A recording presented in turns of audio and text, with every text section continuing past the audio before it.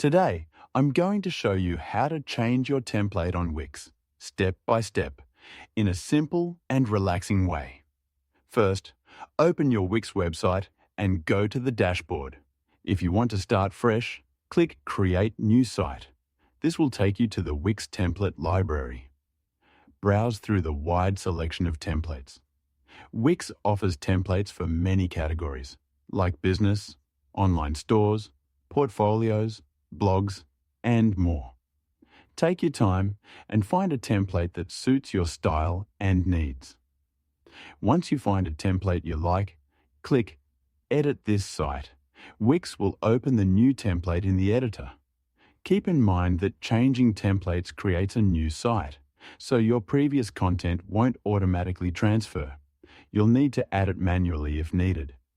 From here, you can start customizing the template. Add your text, images, colors, and other elements to make it unique. Once you're happy with the design, make sure to save your work.